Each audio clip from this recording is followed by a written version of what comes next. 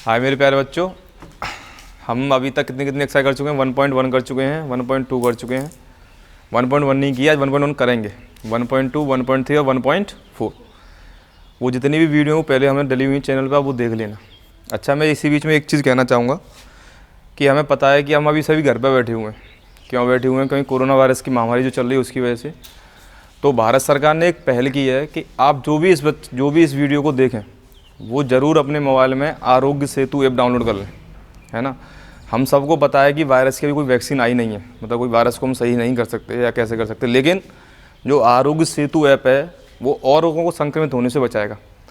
तो ये कोई हमें इसके लिए कुछ नहीं मिल रहा, लेकिन एक भारत सरकार की पहल है। आप केवल क्या करें, जो भी इसको देखें वो आरोग्य सेतु ऐप जरूर डाउनलोड करें, ठीक है। अब हम एक्सरसाइज स्टार्ट करते हैं 1.1 और समझते हैं कि उसका बेसिक कॉन्सेप्ट क्या है। देखो, हमारा जो पैटर्न होता है पढ़ाने का, सबसे आपने देखा होगा कि जिस भी एक्सरसाइज को पढ़ना है उससे पहले एक जो वीडियो हो गया या जो एक लेक्चर होगा 1 घंटे का, कि हम उस एक्सरसाइज को समझाने में लगाते हैं। हमारा मेथड ये नहीं है कि सीधे एक्सरसाइज पकड़ो और उसके क्वेश्चन करा दो। पहले आप उसका बेसिक कॉन्सेप्ट समझो कि हम क्या कह रहे हैं क्या नहीं कह रहे, जिससे कि आप क्वेश्चन एग्जाम में कर पाओ। आपके लिए ये जरूरी नहीं है कि एनसीईआरटी के सॉल्यूशन आप रट लो और सीबीएसई बोर्ड में जाके आप उनको छाप दो या एग्जाम में छाप दो। सबसे मेन आपके लिए ये होना चाहिए कि आप वो क्वेश्चन कर पाएँ, ठीक है। तो आज हम समझेंगे एक्सरसाइज 1.1 और जो सबसे अच्छी एक्सरसाइज भी है। देखो, एक एग्जाम्पल लेते हैं, पहले समझते हैं हम पढ़ेंगे क्या इस एक्सरसाइज में। यूक्लिड डिवीजन लेमा और यूक्लिड डिवीजन एल्गोरिथम, और फिर उसका प्रिंसिपल ये है कि फाइंड द एचसीएफ। इतना ही है बस, इसके अलावा कुछ है नहीं इस एक्सरसाइज में। और ये सबसे इंपॉर्टेंट एक्सरसाइज, देखो इंपॉर्टेंट एक्सरसाइज जो मैंने बताई थी वो एक्सरसाइज 1.3 थी, जिसमें 3 या 4 मार्क्स का क्वेश्चन आता है। बशर्ते इसमें से अभी तक जो क्वेश्चन आया वो 2 मार्क्स का आया, अभी तक 4 मार्क्स का कोई क्वेश्चन आया नहीं है। तो इसलिए इसको देख लेना और इसको समझना, ये आगे के लिए बहुत इंपॉर्टेंट होता है कि इसके हम कहते क्या नहीं है। और इसमें एक तुम्हारा वो होता है एनटीएसई, ये एनसीईआरटी एग्जाम कंडक्ट कराती है, इसकी फुल फॉर्म होती है नेशनल टैलेंट सर्च एग्जामिनेशन, ठीक है। तो आप इसके भी कुछ क्वेश्चन आते हैं, हम वो भी ट्रक कराने की कोशिश करेंगे, पर यह है कि आप इनको सबको पहले जो बेसिक एनसीईआरटी उसे समझ जाओ, उसके अलावा आर डी शर्मा वगैरह सब चीज़ हो जाएंगी। आज जो हमें पढ़ना है वो हमें पढ़ना है यूक्लिड्स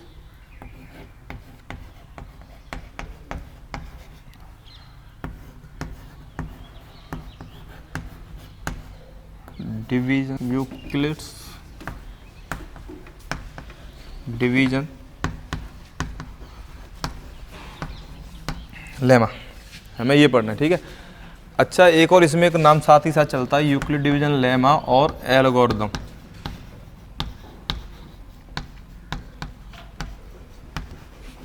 ठीक है, देखो ये कोई नई चीज़ नहीं है, पहले तो ये समझो। जो अब जैसे मान के चलो कि हमें सबको पता है, हम घर पर बैठे हुए होते हैं, है ना। कोई हमसे पूछे कि भाई 2 रुपये और 3 रुपये कितने हुए? 5। जब तक आपने स्कूल में जोड़ नहीं पढ़ा था, ऐड का सिंबल नहीं पढ़ा था, तब तक आपको यह नहीं पता था कि उस ऐड के सिंबल में, है ना, उसको हम ऐड बोलते हैं। नहीं पता था ना कि 10 रुपये और 12 रुपये पूछ रहे कितने रुपये हुए तुम पे टोटल, तो तुम क्या बोलते थे? 22 रुपये। लेकिन तुम ऐसा तो नहीं करते ना क्लास में बैठ के 10 + 12 कर दिया और 22 आ गया। ऐसे ही जो यूक्लिड डिवीजन लेमा है, या एक जो तुम 6, 7 से परफॉर्म करते आ रहे हो लॉन्ग डिवीजन, और ये तुमने बहुत बार पढ़ा भी है। ऐसे नहीं पढ़ा कि यूक्लिड डिवीजन लेमा है, आपने ऐसे पढ़ा है कि dividend is equal to division into quotient plus remainder. ये अगर देखो तो ये क्लास 5th का ही टॉपिक है, केवल क्लास 5th का टॉपिक है, लेकिन हमने उसको नाम क्या दे दिया क्लास 10th में जाके? Euclid division lemma. अब और क्या कह सकते हैं, और देखो कि अगर हमें किसी की डिविजिबिलिटी देखनी है, अगर हम ऐसे कह रहे हैं, देखो एक आर डी शर्मा में एक चीज़ ध्यान रखना, आर डी शर्मा में इस तरीके से बहुत चीज़ दे रखी है ना। तो इसका मतलब समझ लो पहले, उसमें कन्फ्यूजन होता होगा। इसका मतलब ये होता है कि जो ए है वो सी को डिवाइड कर रहा है। इसका मतलब क्या है? A divides C. R D Sharma सभी पे होगी तो वहाँ देखना, इसका मतलब ये होता है ए डिवाइड्स सी। या हम बोल सकते हैं, हमने क्या बोला कि ए जो है इसका क्या होगा? फैक्टर होगा सी का। ए क्या होगा? फैक्टर होगा सी का। तो सी क्या? डिविडेंड हुआ। अगर ए सी को डिवाइड करा तो क्या हुआ? सी डिविडेंड हुआ, ठीक है। या हम और क्या बोल सकते हैं? A is the divisor of C, ठीक है। या हम क्या बोल सकते हैं? C is the multiple of A. भाई सी मल्टीपल भी तो हुआ ए का। तो इसका मतलब समझ जाओ, जो लाइन लगी होती है इस तरीके से, इसका मतलब क्या है कि ये वाली संख्या इसमें क्या कर रही है? डिवाइड दे रही है। या हम कह सकते हैं A is the factor of C, कल हमने पढ़ा भी था, ठीक है। कैसे लिखा था? b² b² is divisible by 2, तो b इज़ द, यही तो मतलब हुआ कि b² में अगर 2 से भाग जा रहा है तो उसका फैक्टर होगा। तो ऐसे ही A is the factor of C, हम ये सब चीज़ बोल सकते हैं। पर इसमें समझ लेना इसका मतलब क्या होता है, ए डिवाइड्स सी, ये तुम्हारे आर डी शर्मा में इस तरीके से लिख रखा। आर डी शर्मा में एक और मेथड हो, आज ही हम सीखेंगे SCF करने का, है ना, आज अगर हुआ तो आज, नहीं तो अगली वीडियो में। अब मैं जो बात थी कि यूक्लिड डिवीजन लेमा एक्चुअल में होता क्या है और हम कैसे इसका मतलब कहते हैं ना, कैसे हम इस पर पहुँचे और हम कैसे इसको नाम देते हैं। तो तुमने क्लास 9th में पढ़ा हुआ यूक्लिड पोस्टुलेट, यानी यूक्लिड पोस्टुलेट होते 5 जो पढ़े थे कि 2 नंबरों को जोड़ेंगे, 2 लाइन के पॉइंटों को जोड़ेंगे तो तीसरा पॉइंट आता है। पोस्टुलेट जो पढ़े थे, ध्यान हो क्लास 9th में, है ना, यूक्लिड्स एक्जियम और यूक्लिड्स पोस्टुलेट जो पढ़े थे, ठीक है। तो वहाँ पे यूक्लिड्स ने काम किया था ज्योमेट्री पे, है ना, वो ज्योमेट्री का पार्ट है। यहाँ पे जो यूक्लिड्स ने काम किया वो नंबर सिस्टम पर काम किया। मतलब ये मैथमेटिशियन है जिनका योगदान नंबर सिस्टम में भी है और कुछ योगदान किसमें है, ज्योमेट्री में भी है। कल जो हम पढ़े थे, हमने क्या पढ़ा था कल 1.3 में जो प्रूव किया था रेशनल नंबर का, या हम जो फंडामेंटल थ्योरम ऑफ अर्थमेटिक पे पढ़े थे, जो वो काम दिया था वो देखना, तुम्हारे NCERT में लिखा हुआ है। एक बुक है कोई पता नहीं अलजबीरा ऐसे कुछ करके ऐसे बुक है, उसमें देख लेना, ठीक है। तो अब हम यहाँ पे क्या हुआ कि A divide C Euclid's division lemma को हम समझना था। अब एक चीज़ समझो कि अगर 30 है, ठीक है, ये 5 से डिविजिबल है, तो मैं इसे आराम से ऐसे लिख सकता हूँ 5 × C, मतलब 5 × 6। तो अगर मैं देखूँ डिविजिबिलिटी ऑफ 30, तो मैं क्या लिखूँगा कि एक नंबर डिविजिबल है, कोई भी नंबर, मान लो A डिविजिबल है B से कितने time, for any integer C। और तो मैं ध्यान, मैंने एक चीज़ लिखी थी कल जब हम प्रूव कर रहे थे कि A = 2C, है ना। हमने क्या मान लिया कि A 2 से डिवाइड हो रहा है और डिविजिबिलिटी हम क्या कह सकते हैं, A is divisible by 2 for C, ठीक है।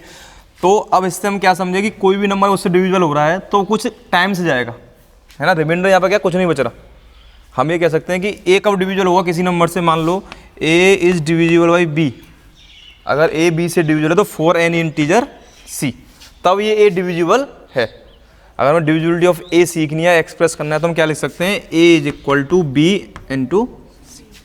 समझ में बात आ गई। ये तो क्या हुआ, अगर ऐसे चीज़ आ रही है तो इसका मतलब क्या है कि A is divisible by B। लेकिन कभी भी प्रॉब्लम क्या होती है, देखो एक चीज़ देखो, अगर मुझे 3 का, इसका मतलब समझ में आ रहा है, इसका मतलब क्या 3 का भाग 21 में जा रहा है, तो इसका मतलब मैं क्या लिख सकता हूँ, 21 को ऐसे लिख सकता हूँ 3 × 7, ठीक है। लेकिन अगर मान लो मुझे ऐसे लिखना है 28 और 3 को, मतलब मुझे 28 को इस नंबर के रूप में एक्सप्रेस करना है, तो 3 का भाग 28 में तो जाएगा नहीं, तो 28 को मैं कैसे लिख पाऊंगा, 3 × 8 + 3 × 9 + 1, ठीक है, ऐसे लिख पाऊंगा।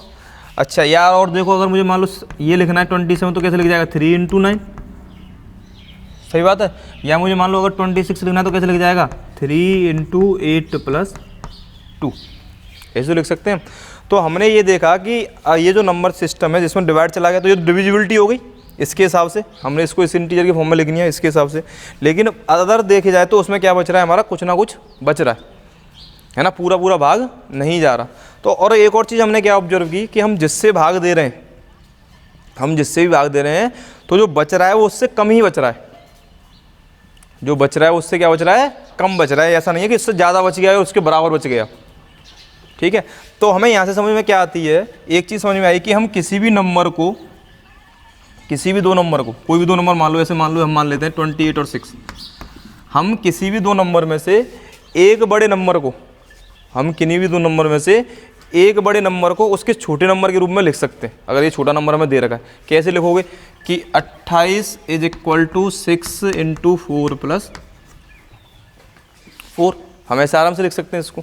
तो मुझे क्या समझ, अच्छा अब एक चीज़ और देखो, अगर मैं 1 से लेके 100 तक गिनती लिखूँ, मान लो थोड़ी बहुत, मान लो ऐसे लिखी हुई हैं, ये सब लिखी हुई हैं, मान लो 100 तक, ठीक है।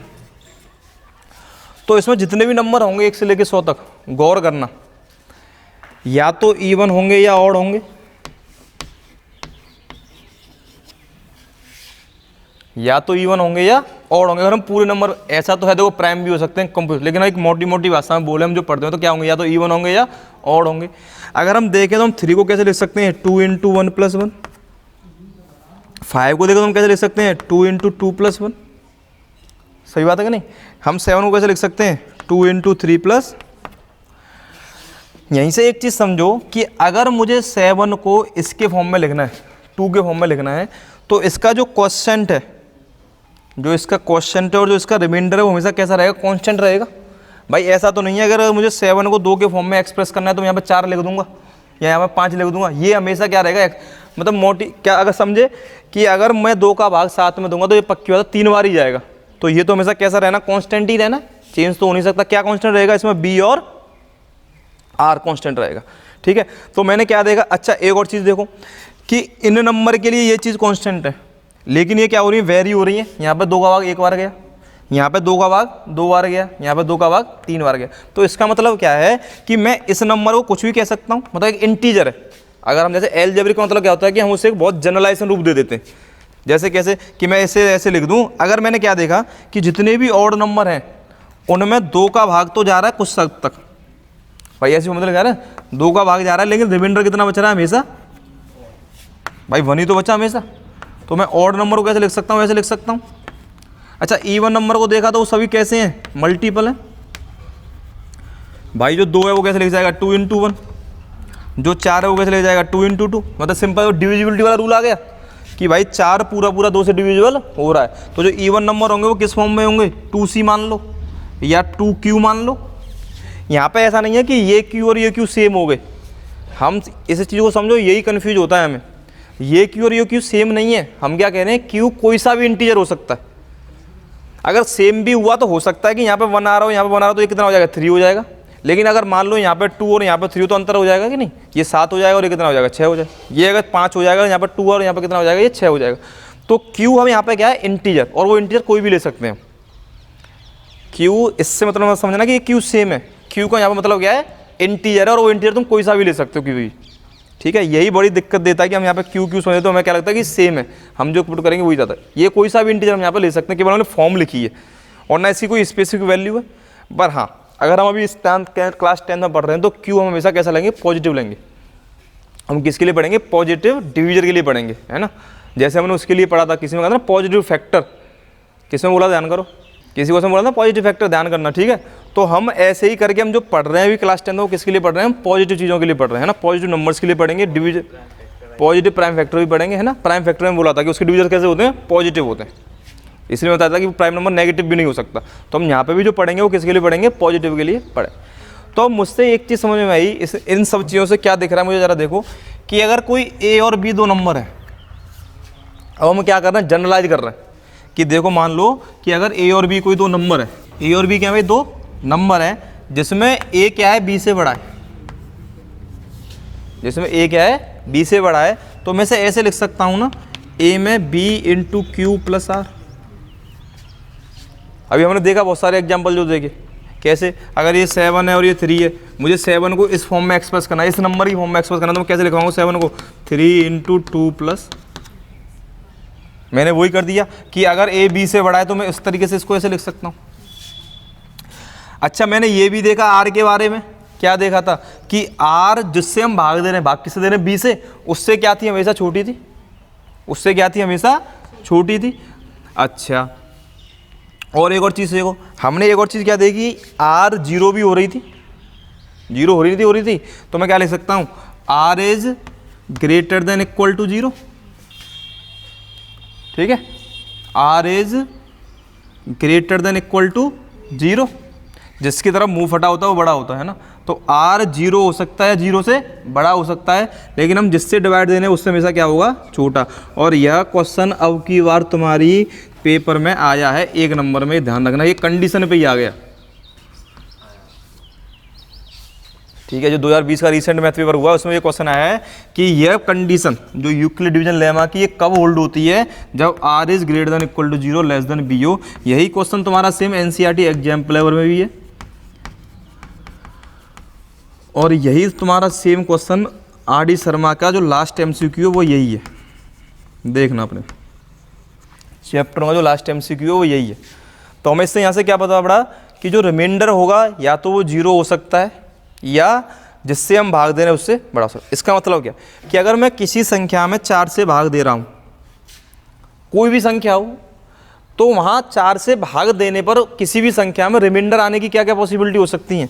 या तो हो सकता है पूरा भाग चला जाए, या हो सकता है एक बार 1 रिमाइंडर बचे, या हो सकता है 2 रिमाइंडर बचे, या हो सकता है 3, लेकिन 4 रिमाइंडर नहीं बचेगा, 5 रिमाइंडर नहीं बचेगा, 6 रिमाइंडर नहीं बचेगा। क्यों नहीं बचेगा? क्योंकि यहाँ पर कंडीशन दे रखी है कि remainder can be greater than equal to 0 and less than B. यहाँ पे एक और चीज़ समझ के चलना कि क्यू भी 0 हो सकता है, क्यू कैन बी 0। मैंने भी क्या बताया कि जो नंबर है 1 से लेकर 100 तक, हम उनको किसी भी नंबर के फॉर्म में एक्सप्रेस कर सकते हैं। मान लो किसी ने कहा भाई बताओ 2 को तुम 6 की फॉर्म में एक्सप्रेस करो। अभी हम ये क्या पढ़ रहे थे कि बड़े वाले नंबर को छोटे में लिख रहे थे, लेकिन ऐसा भी तो हो सकता है कोई मोटा मोटा तौर पर हम क्या पढ़ेंगे, बड़े नंबर के लिए पढ़ेंगे। लेकिन कोई तुमसे ये पूछ ले कि 2 को 6 की फॉर्म में लिखो, जो 6 की फॉर्म में नंबर लिखे जा रहे होंगे वो कैसे लिखे जाएंगे? अभी सोचना, जब हम 6 से किसी में डिवाइड देंगे रिमाइंडर या तो 0 बच सकता है, या क्या बच सकता है 1 बच सकता है, या क्या बच सकता है 2 बच सकता है, या क्या बच सकता है 3 या 4 या 5। ये क्या है? रिमाइंडर आने की पॉसिबिलिटी है जब हम 6 से भाग किसी में दे रहे होंगे तो मतलब जो नंबर होंगे क्या हो रहा होगा, उसमें 6 से भाग जा रहा होगा और रिमाइंडर 0 बच रहा होगा, पहला नंबर कंडीशन। तो हो सकता है इस फॉर्म में नंबर हो, समझ में आ रही? 6 से पूरा भाग जाए तभी तो रिमाइंडर बचेगा। हो सकता है 6 से भाग गया और रिमाइंडर कितना बच गया? 1 बच गया। हो सकता है 6 से भाग गया और रिमाइंडर कितना बच गया? 2 बचे। यहीं से ज़रा समझो, अगर मुझे 3 या 4 इन सबको लिखना हो इस फॉर्म में, तो देखो मैं क्यू को 0 मान सकता हूँ, क्यों? मैंने कह दिया क्यू कैन बी 0। तो इसका मतलब क्या होगा, अगर मैं यहाँ पर 0 पुट करूँगा तो मैंने 2 को इसकी फॉर्म में लिख दिया। तो 2 को अगर मुझे 6 की फॉर्म में लिखना तो मैं क्या लिखूंगा? 6q + 2 वेयर q क्या हो गया? समझ में आ गई बात? तो कोई दिक्कत की बात नहीं है। तो हम यहाँ से क्या चीज़ समझे कि q भी 0 हो सकता है। अगर तुमसे ये पूछ रहे कि a = bq + r, ये कंडीशन सेटिस्फाई है, और यहाँ से पूछ रहे q कैन बी 0, तो आप क्या बोलोगे? Yes, a can be 0। तो यही यूक्लिड डिवीजन लेमा है जो मैंने ये लिखा है, a > b और a = bq + r, और इसमें जो कंडीशन है r > 0 and less then b, इसी को हम क्या बोलते हैं? यूक्लिड डिवीजन लेमा बोलते हैं।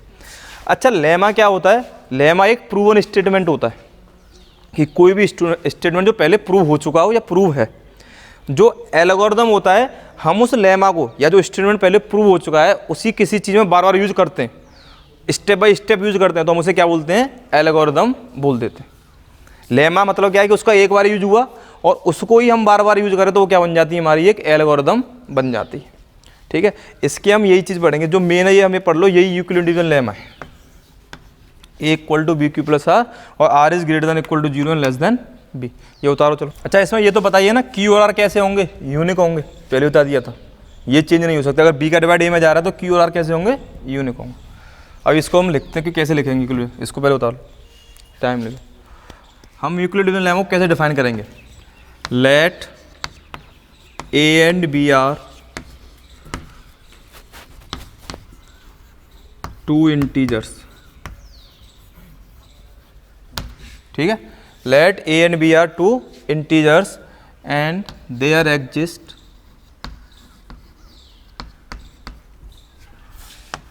q and r which are unique. वो कैसे हैं? यूनिक है। तो हम क्या लिख सकते हैं? a = bq + r, साथ ही क्या लिखेंगे? r > 0 and less then b। ये बहुत इंपॉर्टेंट है, जो बार बार मैं कह रहा हूँ, ये वाली कंडीशन जो है, ये वाली condition.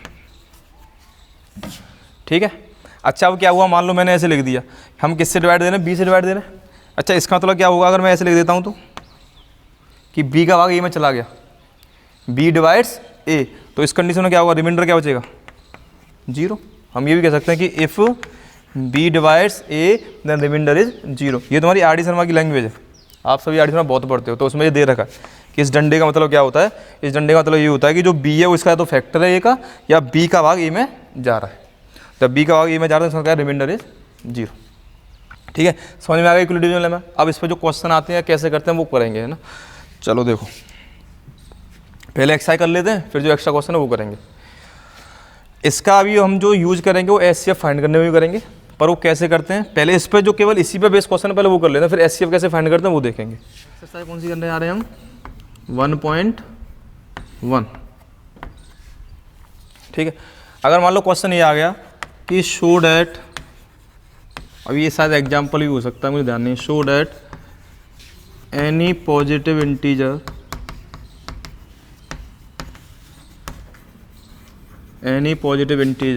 is in the form of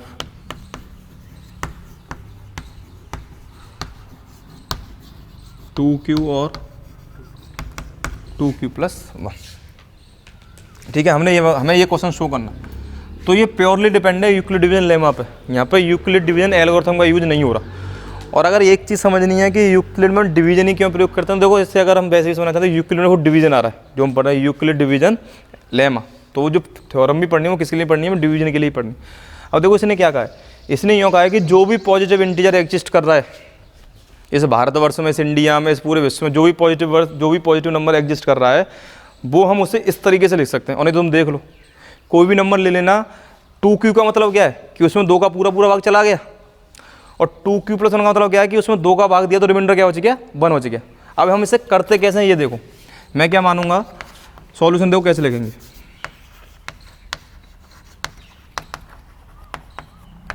कौन सा इंटीजर है, पॉजिटिव इंटीजर है, तो मैंने मान लिया let A be the positive integer. मैंने लेट क्या कर लिया, एक है पॉजिटिव इंटीजर। अच्छा, जो भी यहाँ पर दे रखा होता है हम उसी हिसाब से अपना क्या मान लेते हैं, बी मान लेते हैं। इसके अलावा कोई जादू नहीं है कि हमने क्यों बी 2 माना या हम बी क्यों 3 माना है। जो भी यहाँ दे रखा होता है, जो इससे डिविजल होता है, हम उसी चीज़ में इसको लिख लेते हैं। हमने ए को क्या मान लिया, पॉजिटिव इंटीजर मान लिया, बी को क्या मान लिया, 2 मान लिया। ठीक है, बाई यूक्लिड डिवीजन लेमा क्या होगा, रिमाइंडर आने की पॉसिबिलिटी क्या है, 0 और 1। और हमें यूक्लिड डिवीजन लेमा पता है, we know Euclid's division lemma. क्या होता है भाई Euclid division lemma, A equal to B Q plus R. तो यहाँ से ए क्या है, एक पॉजिटिव इंटीजर है। अब जब मैं इसको पहली कंडीशन लूँगा तो बी क्या है मेरा, 2 है, कितनी बार जाएगा, क्यू बार जाएगा, कोई भी नंबर हो। और रिमाइंडर क्या है पहली कंडीशन में, 0। दूसरी कंडीशन में रिमाइंडर क्या है मेरा, 1 है। तो मैंने यहाँ से क्या देखा कि जो ए है वो या तो 2q की फॉर्म में है या फिर 2q प्लस 1 की फॉर्म में। तो hence A is in the form of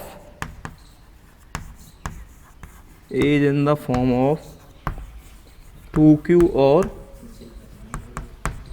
2q plus 1। अच्छा, यहाँ से एक और बात बताओ कि अगर 2q है तो V1 नंबर है और 2q प्लस 1 है तो क्या नंबर, ऑड नंबर। तो कहीं भी ऐसे आ गया कि show that any odd integer, तो हम वहाँ पर क्या ले लेंगे, अपने यहाँ भी 2q प्लस 1 ले लेंगे, वहाँ पर जरूरत नहीं है कुछ और लें। अच्छा, अगर ऑड इंटीजर, जरा एक चीज़ देखो, q क्या है, q is a generalised form. q generalised form ही तो हम किसी को बोल सकते हैं भाई। अगर मैं 7 में 2 का भाग दूंगा तो 2 × 3 + 1 आएगा। ठीक है, और अगर मैंने 9 में भाग दिया 2 का तो कितना आएगा, 2 × 4 + 1 आएगा। तो हम तो ये 3 और 4 इंटीजर हैं, इस वजह से हम q लिख देते हैं। लेकिन अगर मान लो अगर ये दोनों हो तो अलग गए, तो मैं इस 7 को अगर मतलब ऐसा हो सकता है ना कि ऑड इंटीजर ऐसे फॉर्म में हो, 2n + 1 और 2m + 1। अगर 2 ऑड इंटीजर मुझे लिखनी है, तो अगर मुझे कोई 2 ऑड इंटीजर लिखने तो मैं ऐसे लिख सकता हूँ ना, जरूरी थोड़ी है कि मैं ऐसे लिखूंगा 2q + 1 और 2q + 1, फिर तो बराबर हो जाएंगे क्योंकि q इंटीजर। पर इसके लिए हमें मोर स्पेसिफिक करने के लिए मैं क्या लिख सकता हूँ उसे, 2n + 1 और 2m + 1, क्योंकि m और n तो अलग अलग हो सकते हैं यहाँ पे। ठीक है, इस चीज़ में। लेकिन किसी एक फिक्स नंबर के लिए अगर a फिक्स नंबर है, उस जगह q और r कैसे रहेंगे, यूनिक ही रहेंगे भाई। यहाँ पे जो n है वो यूनिक ही है, क्योंकि अगर 2 का भाग 7 में जा रहा है तो 3 बार ही जाएगा, अलग नहीं चला जाएगा। 2 का भाग 9 में जा रहा है 4 बार ही जाएगा, कभी अलग नहीं हो सकता। तो यहाँ पे q और r क्या रहते हैं, यूनिक ही रहते हैं। लेकिन हमने उसका क्या कर दिया, एक अलग नाम ले लिया। 3 मानने होंगे और इंटीजर, तो एक हो जाएगा 2n + 1, एक हो जाएगा 2m + 1, एक हो जाएगा 2r + 1, कुछ भी मान सकते हो तुम इसमें। ठीक, अब क्वेश्चन करो एक्सरसाइज 1.1। देखो क्वेश्चन नंबर 2 जो है वो क्या है, क्वेश्चन नंबर 2 जो उसने बोला है वो ये बोला है कि show that any positive odd integer, ये हम क्या पढ़ रहे हैं, एक्सरसाइज 1.1, उसका क्वेश्चन नंबर 2 है। Show that any positive odd integer is in the form of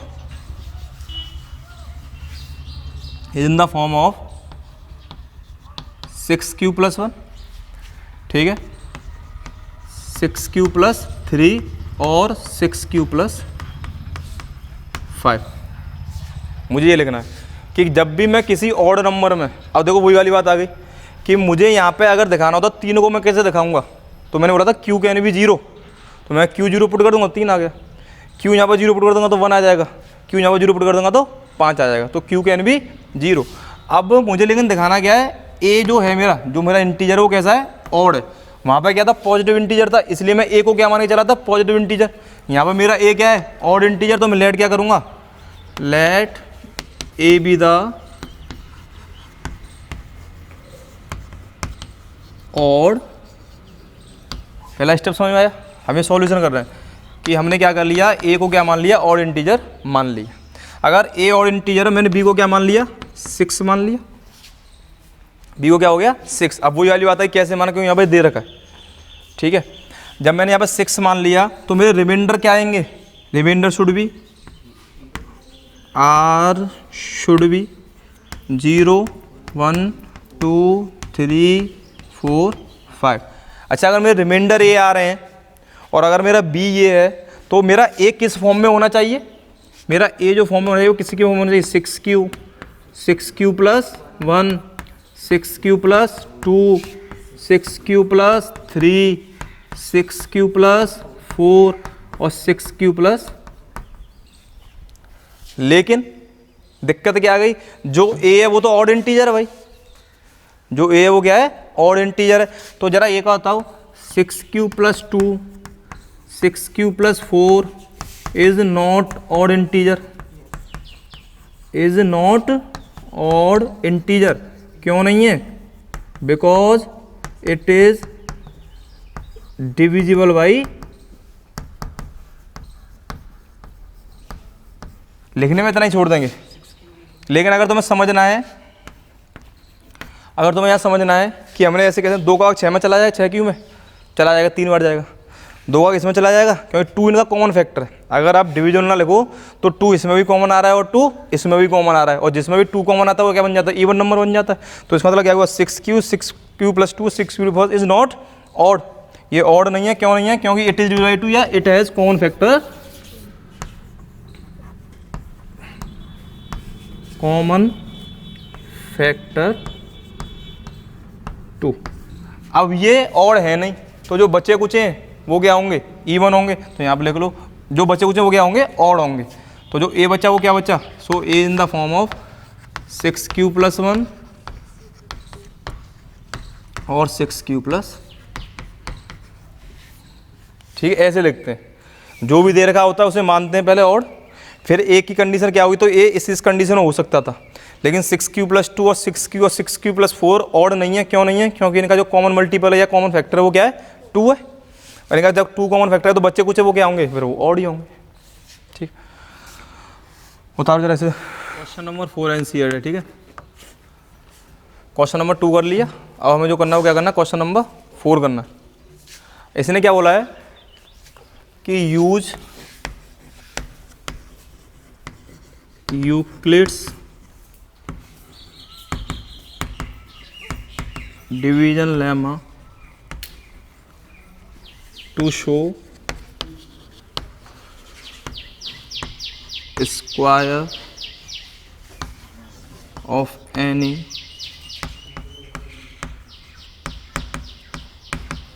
positive integer is in the form of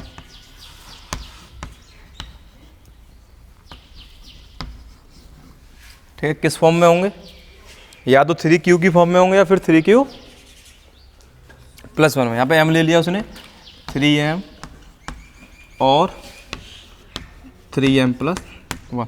ये हमें प्रूव करना कि अगर कोई भी हम नंबर लेते हैं, यहाँ पे जो हमें a लेना है वो क्या लेना, पॉजिटिव इंटीजर लेना है, क्योंकि उसने पॉजिटिव बोला। अगर ऑड बोला होता तो क्या लेते हम, ये ऑड लेते, ठीक है। तो जब सॉल्यूशन स्टार्ट करेंगे तो क्या करेंगे, लेट ए बी द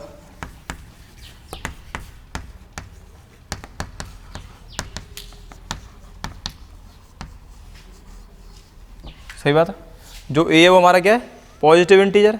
अगर हमारा ए पॉजिटिव इंटीजर और बी क्या है हमारा 3 दे रखा है, तो जो रिमाइंडर होगा वो क्या होगा, greater than equal to 0 less than 3 होगा, मतलब 0 होगा, 1 होगा, 2 होगा। तो हमारा जो ए होगा यूक्लिड डिवीजन लेमा के हिसाब से, यूक्लिड लेमा क्या कहता है,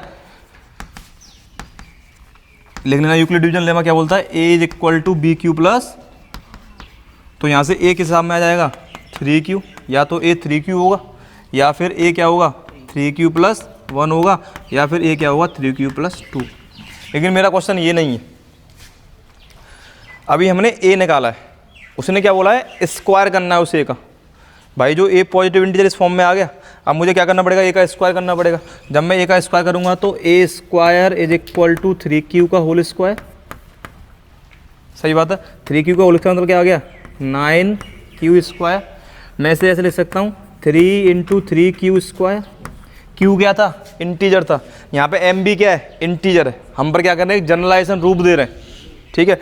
तो q अगर हम किसी इंटीजर का स्क्वायर किया तो integer, integer into multiply integer. तो मैं से कोई नया इंटीजर का नाम दे सकता हूँ केवल इसकी सेटिस्फेक्शन के लिए, क्या बुरा ना लग जाए कि भाई हमने m मान कर q में आंसर दे दो, ठीक है। अगर यहाँ पे q में मांगता तो हम q में दे देते, तो यहाँ पर कुछ और लेके चलना पड़ता। तो मैं इससे क्या कह सकता हूँ, 3q is square is an integer. सही बात है, एंड सेड इट एम।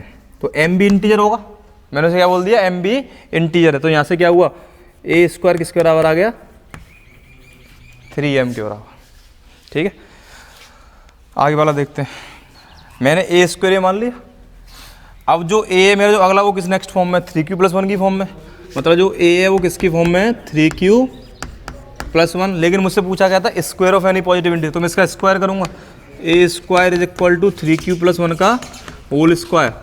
अब मैं यहाँ पर क्या यूज करूँगा, ए प्लस बी का होल स्क्वायर। तो आप CBSE बोर्ड में लिखोगे यूजिंग ए प्लस बी का whole square is equal to A square plus B square plus 2ab। अगर मार्क्स अच्छे ही चाहिए तो क्या बन जाएगा, A square is equal to A square plus B square plus 2ab, ठीक है। अब जरा एक चीज़ देखो, जो ये है इनको एक पास में लेके ले आते हैं।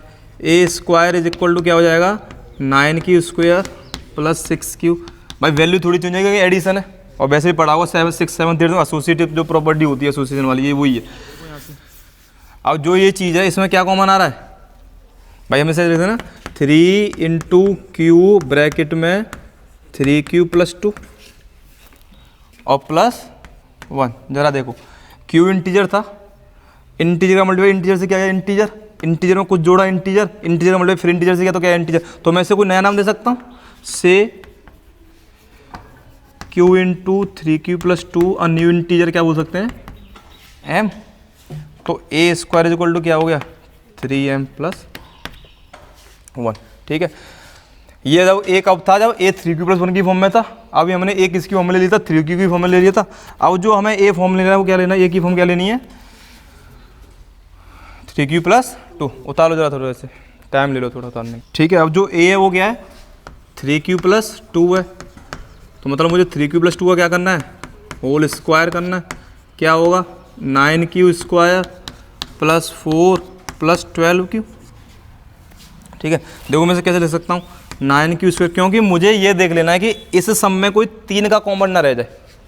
हमेशा ध्यान रखना, जो भी पूछा है उसका कॉमन ना रह जाए। तो देखो इसको क्या है, 3q स्क्वायर प्लस 12q, और जो 4 है मैं उसे ऐसे लिख सकता हूँ 3 + 1। भाई 3 और 1 क्या होगा, 4 होगा। इसमें से क्या कॉमन ले सकता हूँ मैं, 3 कॉमन ले सकता हूँ। जब मैंने इसमें 3 कॉमन लिया तो अंदर क्या बचा, 3q square plus 4q plus 1 plus 1। यह इंटीजर होगा obviously, integer, integer multiply integer, integer, integer का स्क्वायर इंटीजर, इंटीजर का मल्टीप्लाई इंटीजर, और तीनों इंटीजर ऐड करें तो क्या आएगा, इंटीजर। इंटीजर का तो हम इसे कोई और नया नाम दे सकते हैं, तो हम इसे क्या बोल देंगे, 3q square plus 4q plus 1 को क्या बोल दिया हमने, m। इसका मतलब क्या हो गया, 3m+, ठीक है। तो hence square of any positive integer is in the form of 3m और 3m+1, ठीक है। अब यहाँ से और आगे समझो, लास्ट जो क्वेश्चन है, ये क्वेश्चन नंबर 4 किया था, अब ये क्वेश्चन नंबर 5। अगर ऐसे लिखा हुआ है 6 + 7, ठीक है, तो मैं 7 को क्या लिख सकता हूँ, 6 + 1 लिख सकता हूँ। अब वहाँ पर तो अलजेब्रा चल रहा है, 6 और 6 ऑलरेडी क्या हो गया, 12 हो गए। तो मैं इस 12 को तो लिख ही सकता हूँ ना, 3 × 4, जरूरत ही नहीं कॉमन लेगी, वो ऐड हो जाएगा पर वहाँ पर हम लिख नहीं सकते क्योंकि क्यू चल रहा है, ए चल रहा है, उसमें ऐड होना हम लिख नहीं सकते, इस वजह से प्रॉब्लम आती है। कॉमन तो हम कहीं से भी ले सकते हैं, अगर ऐसे लिखा हुआ है तो 2 कॉमन ले सकते हैं क्योंकि एक्चुअल में होना क्या 8 और 6 14, 2 गुणा 7 ऐसे लिखा हुआ है 2 × 6 + 8, तो हम इसमें से 2 कॉमन ले सकते हैं आराम से। पर यहाँ पे फिर ये हो जाएगा क्योंकि 2 तो इसमें से कॉमन ले लिया तो 2 इसका बाहर निकल आया और 8 इसमें से कॉमन ले लिया, क्योंकि जो हम कॉमन लेते हैं उसका मतलब ही ये होता है कि हम उस अंदर वाले में क्या कर रहे हैं, डिवाइड कर रहे हैं। तो जब मैं 2 का डिवाइड इसमें तो 2 से 2 कट जाएगा तो 6 बचा, 2 का डिवाइड मैंने 8 में कर दिया तो 4 बचा। ये मतलब जो लास्ट क्वेश्चन है क्वेश्चन नंबर 5 वो देखो।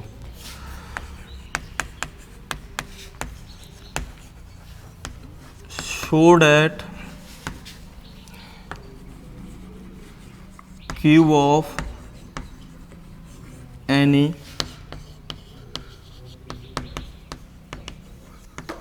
positive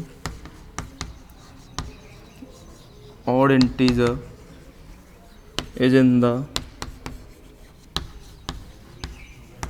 form of 9m, 9m plus 1 और 9m plus 8। मुझे किसी भी पॉजिटिव नंबर का क्यूब, पॉजिटिव इंटीजर का किसी भी पॉजिटिव इंटीजर का क्यूब किस में आएगा, 9m, 9m plus 1 और 9m plus 8। अब देखो, अब यहाँ पे सबसे बड़ी दिक्कत क्या आती है, बच्चा यूँ सोच रहा होता है कि मैं 9 ले लूँ। भाई हम अब तक क्या करते हैं, जो जिस फॉर्म में दे रहा था उसे मान लेते हैं। अगर मैंने यहाँ पर 9 ले लिया तो मेरे रिमाइंडर क्या आएंगे, 0 1 2 3 4 5 6 7। लेकिन एक चीज़ देखो, जो नंबर 9 से डिविजल होगा वह नंबर 3 से तो डिविजल अवश्य हो रहा होगा, पहली चीज़। दूसरी चीज़, हम उस नंबर को और बढ़ा रहे हैं, क्या कर रहे हैं, उस नंबर का क्यूब कर रहे हैं, तो ये तो पक्की बात है कि उसके क्यूब में 9 आ ही जाएगा। फिर जो नंबर, जो भी क्यूब, जैसे मान लो किसी भी नंबर का क्यूब है, 3 का क्यूब कर दें कितना आएगा, तो अगर ये 3 से डिविजल है तो वो ऑब्वियसली 9 से डिविजल होगा ही होगा। जिसका क्यूब अगर 3 से डिविजल है और वो 9 से डिविजल, तो मैं उसके लिए क्या मान सकता हूँ, अपना जो डिविजल मान सकता हूँ 3 मान सकता हूँ, तो मुझे 9 की मानने की जरूरत नहीं पड़ेगी, क्योंकि अगर मैं 9 मानूंगा तो मेरे रिमाइंडर क्या कहेंगे, 0 1 2 3 4 आएगा आंसर यही। लेकिन कैलकुलेशन क्या हो जाएगी, बहुत बड़ी हो जाएगी। इसलिए यहाँ पे हमें अपना एक कॉमन सेंस यूज़ करना पड़ता है कि कहीं ऐसा तो नहीं है कि किसी का क्यूब अगर 3 से जो डिवाइड हो रहा है तो वो 9 से भी डिवाइड हो रहा होगा, तो ये हर के लिए एप्लीकेबल होगा। तो मैं यहाँ पे क्या लूँगा, लेट क्या किया, let A be any positive integer. जो ए है वो मैंने क्या मान लिया, एक पॉजिटिव इंटीजर। अगर ए पॉजिटिव इंटीजर है और बी मैंने क्या मान लिया, 3, तो इसके साथ जो रिमाइंडर होगा is greater than equal to N less than 3। तो जो ए होगा वो किस फॉर्म में होगा, 3q प्लस 1 और 3q प्लस 2। ऐसा क्यों होता है, हम ऐसा क्यों लिख पाते हैं, क्योंकि यूक्लिड डिवीजन लेमा कहता है, यूक्लिड्स डिवीजन लेमा वो क्या है, a equal to B Q plus. हाँ, लेकिन मुझे ए तो करना नहीं है, उसने क्या कह रखा है, cube of any positive integer. तो मुझे इसका क्या करना पड़ेगा, क्यूब करना पड़ेगा। तो a cube is equal to 3q का होल क्यूब, डेट इज 27। अब देखो, हम लेके 3 चले थे, लेकिन इसमें कॉमन क्या आ जाएगा, 9 कॉमन आ जाएगा। तो मैं इसे क्या लिख सकता हूँ, a cube is equal to 9 into, ठीक है, किसी भी इंटीजर का क्यूब करो इंटीजर ही आएगा, इंटीजर का मल्टीप्लाई करेंगे तो क्या आएगा, इंटीजर आएगा। तो मैं इसको एक कोई नया इंटीजर नाम दे सकता हूँ, और वो तुम्हें क्या देने के लिए लिखा है, m देने के लिए लिखा है। तो मैं क्या करूँगा, सेट या से 3q cube is equal to m। केवल ऐसा नहीं है कि हम ऐसा लिख के छोड़ देंगे तो गलत हो जाएगा, लेकिन इसने यहाँ बोल दिया कि हम किसी भी इंटीजर को ऐसा बोल सकते हैं, क्योंकि है तो एक्चुअल में इंटीजर और m भी इंटीजर है, और हम यहाँ पे कोई वैल्यू किसी की फिक्स तो है नहीं। भाई हमें ये थोड़ी पता क्यू क्या आएगा, तो मैंने बस बोल दिया कि जो भी है इस पूरे इंटीजर को हम नया नाम क्या दे दिया, हमने m नाम दे दिया। तो ये क्या बन गया, 9m। ठीक है, आगे देखो, a इक्वल टू क्या है, 3q प्लस 1। ठीक है, लेकिन हमें क्या चाहिए, a का क्यूब चाहिए। a का क्यूब क्या हो जाएगा, 3q प्लस 1 का होल क्यूब। मतलब मुझे क्या लगाना है, a प्लस b का होल क्यूब। क्या होता है, a cube plus B cube plus 3ab और ब्रैकेट में, ठीक है, लगाओ, a क्यूब मतलब 3q का whole cube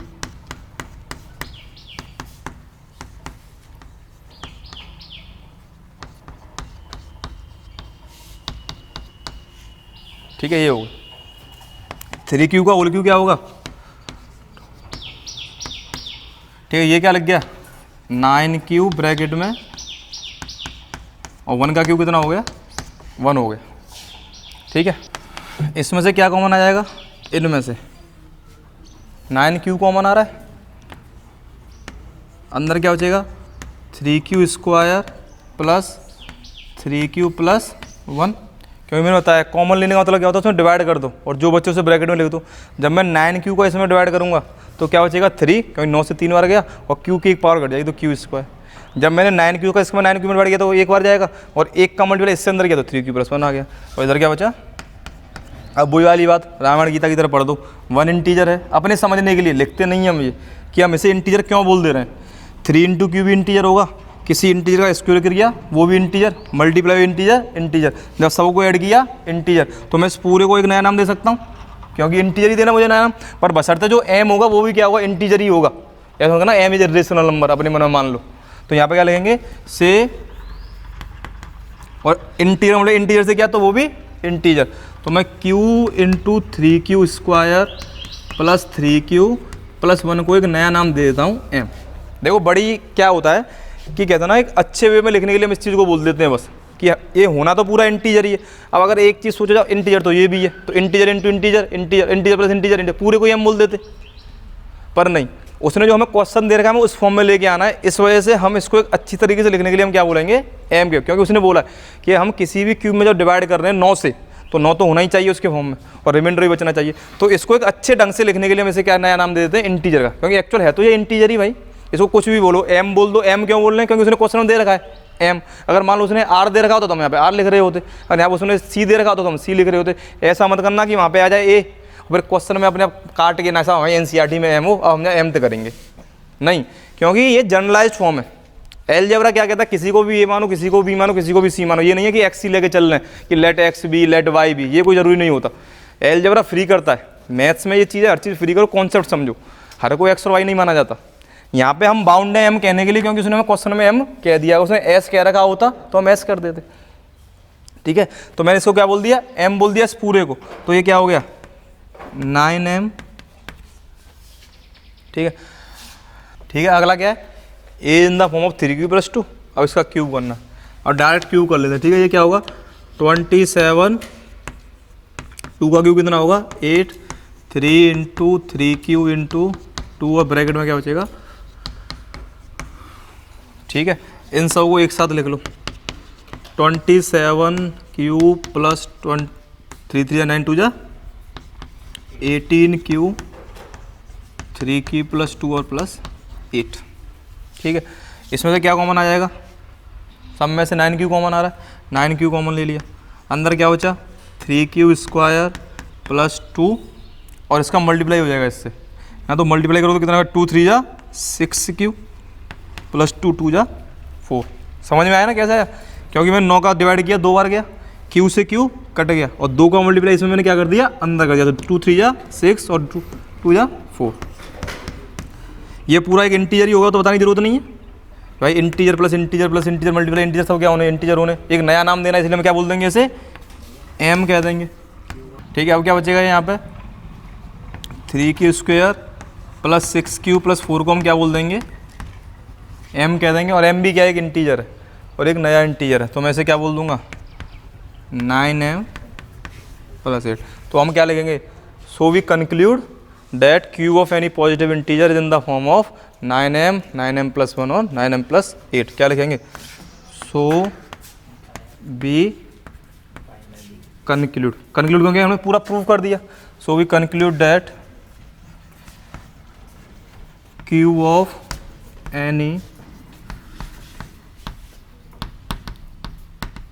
positive integer is in the form of 9m plus 1 और प्लस 8। ठीक है, इतना हो गया। अब हमें क्या करना है, अभी हम 3 क्वेश्चन कर पाएँ। अभी हमने इसके एक जो कॉन्सेप्ट है एच से फाइंड पे नहीं गए। अभी इस टाइप के क्वेश्चन अभी हम और करेंगे 6-7, तो अभी 2 दिन और लगेंगे कम से कम इसमें, तब जाके एक्सरसाइज 1.1 खत्म हो गया आपकी, है ना। एक क्वेश्चन ले जाओ घर के लिए, और कल एक क्वेश्चन दिया था वो हो गया होगा, ठीक है। ये तुम्हारा NTSE में आ जाएगा, है ना, जैसे इंटरेस्ट होता है ज़्यादा पढ़ने का, IIT वगैरह में जाने का होता है, 10th भी लेवल होता है, तो आप चेक करना, ठीक है। Find the sum of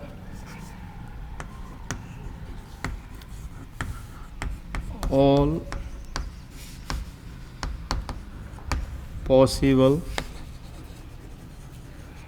remainder when cube of any positive integer is divided by